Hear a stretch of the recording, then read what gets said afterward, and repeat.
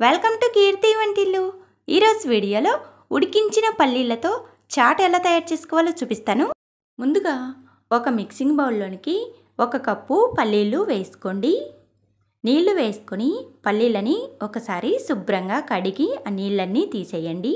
ఇప్పుడు పల్లీలు మునిగే కంటే కొద్దిగా ఎక్కువగా నీళ్లు వేసుకొని పల్లీలని 4 గంటల పాటు నానబెట్టుకోవాలి. 4 గంటల తర్వాత చూపిస్తున్నాను. పల్లీలని ఈ విధంగా నానబెట్టుకోవాలి. ఇప్పుడు స్టవ్ ఆన్ చేసుకొని కడాయి పెట్టుకొని 1 లీటర్ నీళ్లు వేసుకోండి. నీళ్లకు సరిపడినంతగా ఉప్పు వేసుకోవాలి. నీళ్ళని ఇలా బాగా మరిగించుకోవాలి. నీళ్లు ఇలా బాగా మరుగుతున్నప్పుడు పైన ఒక చిల్లుల గిన్నె పెట్టుకొని దానిలో నానబెట్టుకున్న పల్లీలని వేసుకోవాలి. ఈ పల్లీలని ఆవిరిపైన ఉడికించుకోవాలి. దీనిపైన మూత పెట్టుకొని 10 నిమిషాలు సన్నటి మంట పైన ఉడికించుకోండి.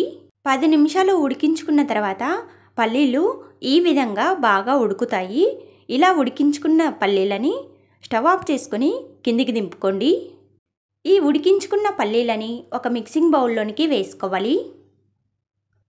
ఇప్పుడు ఒక చిన్న ఉల్లిపాయను సన్నటి ముక్కలుగా కట్ చేసుకొని వేసుకోండి. ఒక చిన్న టమాటాను సన్న ముక్కలుగా కట్ చేసుకొని వేసుకోవాలి. ఒక పచ్చిమిర్చిని చాలా సన్న ముక్కలుగా కట్ చేసుకొని వేసుకోవాలి.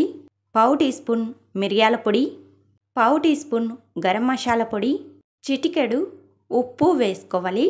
పల్లీలు ఉడికించుకున్నప్పుడు ఉప్పు వేసాం కాబట్టి ఉప్పు అనేది చాలా తక్కువగా వేసుకోవాలి. 1/2 టీ స్పూన్ చాట్ మసాలా వేసుకోండి. 2 టీ స్పూన్లు నిమ్మరసం వేసుకోండి.